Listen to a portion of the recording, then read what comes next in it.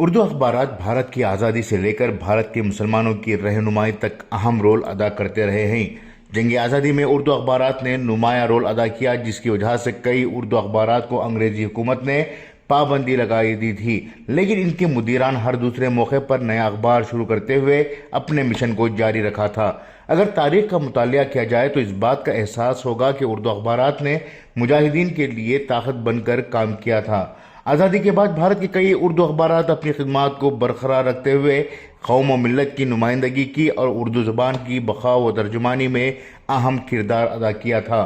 اس کی اہم وجہ یہ ہے کہ ان اردو اخبارات کے مدیروں اور مالکوں نے اخبار کو شوق نہیں بلکہ جذبے کے ساتھ قائم کیا تھا، اور ان کا مقصد ان اخبارات کو بے نیام شمشیر یعنی ننگی تلواروں کے طور پر استعمال کرنا تھا، جس میں انہیں کافی حد تک کامیابی ملی۔ یہ اور بات ہے کہ کئی اردو اخبارات کے مالکان ان اخباروں کے ذریعے گاڑی، بنگلے اور زمینیں تو نہیں خرید پائے، البتہ اخبار چلانے کے لیے اپنی گاڑی، بنگلہ اور زمینیں، یہاں تک کہ اپنی بیویوں و ماؤں کے زیورات تک فروخت کر ڈالے اور اپنے مشن کو جاری رکھ کر مسلمانوں کی ترجمانی کرنے کا کام کیا۔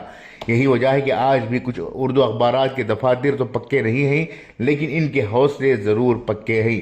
سیاستدانوں کی چاپلوسی، عمرہ و شرفا کی واہواہی، حکومت کی تنقید، اداروں اور تنظیموں کی جی حضوری، علماء و دانشوروں کی خوشنودی حاصل کرنے کے بجائے اپنی صحافتی ذمہ داریوں کو پورا کرنے والے اخبارات بہت کم ہیں۔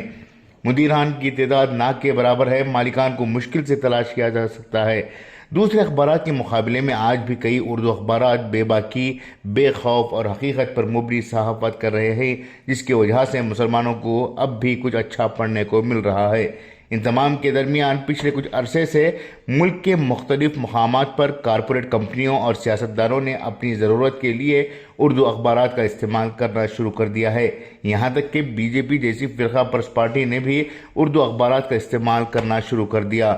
کارپوریٹ کمپنیاں یا بعض سیاستدانوں کے اثر و رسوخ کو بڑھانے کے لیے اردو اخبارات کی کفالت قبول کر لی ہے، تو بعض سیاستدان اپنے اٹھنے بیٹھنے، اپنی بڑھائی بگاڑنے کی خاطر اردو اخبارات کو شروع کیا ہے یا پھر اس کی کفالت قبول کر لی ہے۔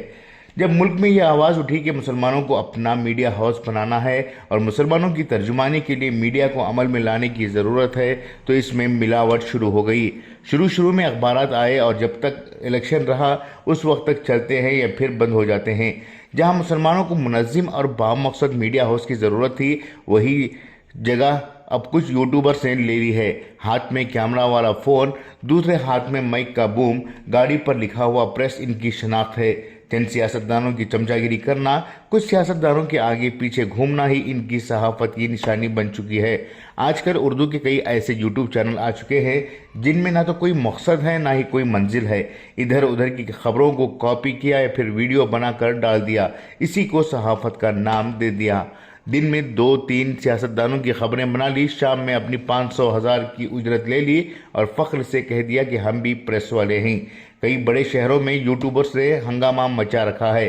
گروپس کی شکل میں جا کر بلیک میلنگ کرنا، انٹرویوز کے نام پر پیسے بٹورنا ان کا پیشہ ہو چکا ہے۔ اس سے ان کا کوئی نقصان نہیں ہوگا، لیکن نقصان اردو صحافت اور حقیقی صحافیوں کا ہوگا، جو ایک ایک خبر کو باریکی سے دیکھ کر، وقت کے تناظر میں دیکھ کر خبریں کرتے ہیں، صحیح اور غلط کی شناخت کرتے ہیں۔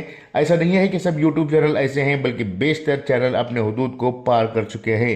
ہم نے ایسے کئی یوٹیوب صحافیوں کو بھی دیکھا ہے جنہوں نے اعلیٰ تعلیم حاصل کرنے کے بعد تو دور، خود اپنا نام صحیح سے نہیں لکھ سکتے، انہیں صحافت کے بنیادی اصول تک نہیں معلوم، وہ بھی آج صحافی جرنلسٹ کہلوا رہے ہیں۔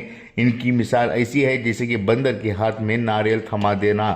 بعض یوٹیوب چینل قوم و ملت کی ترجمانی، اردو زبان کی ترقی، عوامی مسائل، حکومت پر تنقید، حالات پر تبصرہ اور عوام میں بیداری لانے کا کام بھی کر رہے ہیں، لیکن لوگ ایسے یوٹیوب چینلز کی تائید نہیں کر رہے ہیں، بلکہ چھچورے، بھدے، چاپلوسی اور کھٹے میٹھے باتوں والی خبروں کو زیادہ اہمیت دیتے ہیں۔ چھچوری صحافت کو بدلنا مشکل ہے، لیکن عوام اپنی سوچ کو بدل کر اچھی صحافت کے ساتھ آگے بڑھے تو اردو صحافت، اردو صحافی یا بامقصد صحافت کا بول بالا ہوگا۔ خصوصی پیشکش مدثر احمد، انقلاب نیوز، شیوموگا۔